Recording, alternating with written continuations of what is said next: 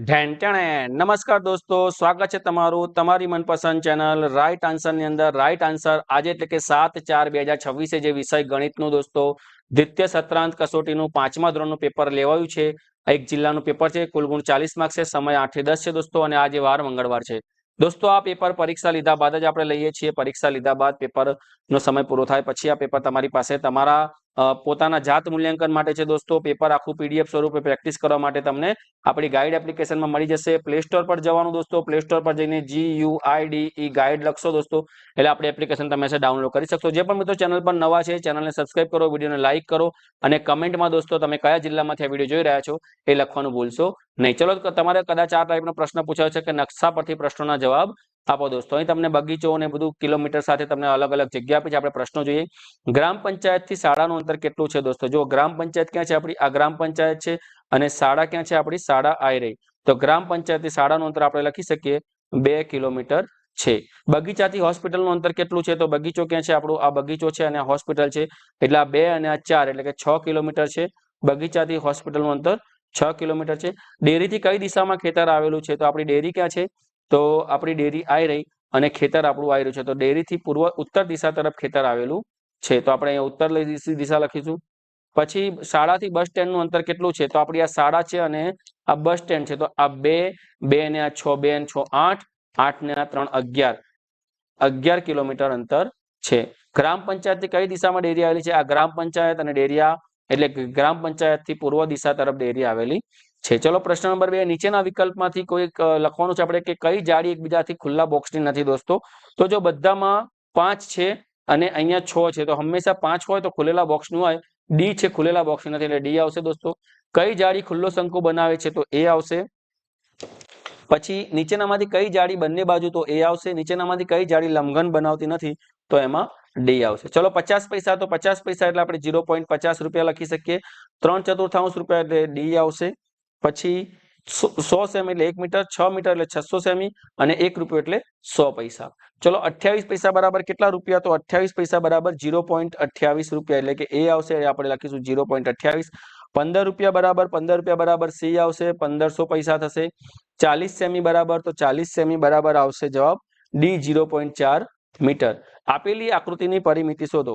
હવે આપણને ખબર છે કે પરિમિતિ બરાબર બધી બાજુઓનો સરવાળો, બધી બાજુઓનો સરવાળો થાય બરાબર। તો જુઓ અહીંયા આપણે 4 + 5 + 3 + 7 કરીએ તો 7 ને 3 10 ને 5 15 ને 4 19 19 સેન્ટીમીટર પરિમિતિ થશે। મહેશભાઈ પાસે 14 મીટર લંબાઈનો ચોરસ પ્લોટ છે। આ પ્લોટની ફરતે દિવાલ કરવી હોય તો કેટલા મીટર લંબાઈની દિવાલ થશે? હવે આપણે મહેશભાઈ પાસે તો ચોરસ છે તો ચોરસની પરિમિતિ આપણે લખીએ। ચોરસની પરિમિતિ, ચોરસની પરિમિતિનું સૂત્ર શું છે? તો 4 ગુણ્યા લંબાઈ, તો 4 ગુણ્યા 14, 4 ગુણ્યા 14 કરીશું તો 46 મીટર લંબાઈની દિવાલ થશે। એક ખેતરની લંબાઈ 20 મીટર અને પહોળાઈ 13.5 મીટર છે। આ ખેતરની પરિમિતિ શોધો। લંબાઈ અને પહોળાઈ અલગ છે એટલે લંબચોરસની પરિમિતિ આવશે દોસ્તો।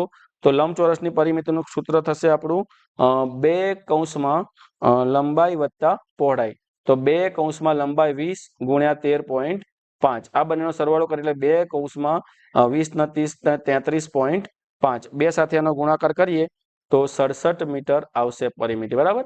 હવે શું છે? એક ચોરસ ઓરડાની એક બાજુની લંબાઈ 18 ફૂટ છે તો તેનું ક્ષેત્રફળ શોધો। આપણને ચોરસનું ક્ષેત્રફળ શોધવાનું કીધું તો ચોરસનું ક્ષેત્રફળ બરાબર લંબાઈ ગુણ્યા લંબાઈ, તો 18 ગુણ્યા 18, તો 18 નો વર્ગ થશે 324 ચોરસ ફૂટ બરાબર। ચલો એક ડ્રોઈંગ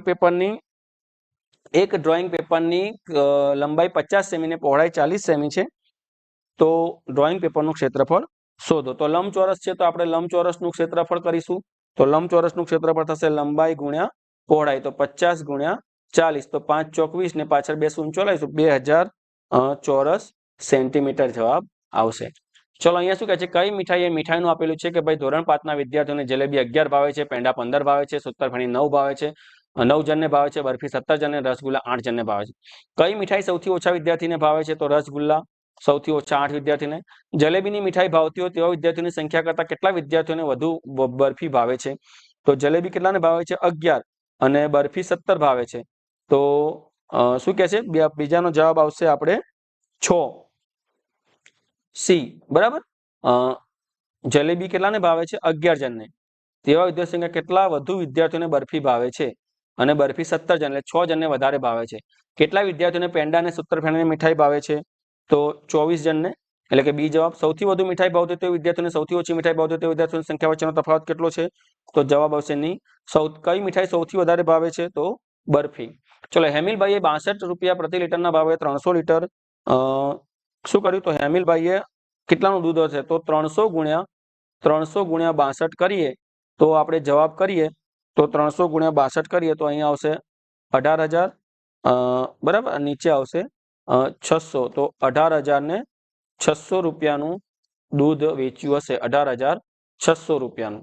આરોહી એક કંપનીમાં નોકરી કરે છે. એક માસનો પગાર 9400 છે. તો વર્ષનો કેટલો? તો 9400 ગુણ્યા 12 કરીએ ગુણાકાર. તો 9400 ગુણ્યા 12 કરીશું આપણે તો જવાબ આવશે 1,12,800. આખા વર્ષનો પગાર થાય 1,12,800. 9,400 મહિનાનો પગાર છે. એક દુકાનદાર 2125 લાડુ પેક કરવા જો એક ખોખામાં 25 લાડુ સમાય તો શું થાય? આપણે તો 2125 ભાગ્યા 25 કરીશું તો આપણે ટોટલ કેટલા જોઈશે બોક્સ? તો ટોટલ 85 ખોખા જોઈશે. ભાગાકાર કરીશું તો 85 ખોખા જવાબ આવશે. 5 રૂપિયાના એક સિક્કાનું વજન 8 ગ્રામ હોય તો આવા 240 સિક્કાનું વજન કેટલું થાય? તો 240 ગુણ્યા 8 કરીશું તો જવાબ આવશે 1920 ગ્રામ વજન થાય. રૂપિયા 2ના 3 સિક્કાનું વજન 18 ગ્રામ હોય તો આવા 25 સિક્કાનું વજન. તો પહેલા આપણે એક સિક્કાનું વજન શોધીશું. એક સિક્કાનું વજન શોધવા માટે આપણે શું કરીશું? તો 18 ભાગ્યા 3 તો 6 ગ્રામ એક સિક્કાનું વજન આવશે. હવે 25 સિક્કાનું પૂછ્યું તો 25 ગુણ્યા 6 કરીશું એટલે 25 × 150 ગ્રામ વજન.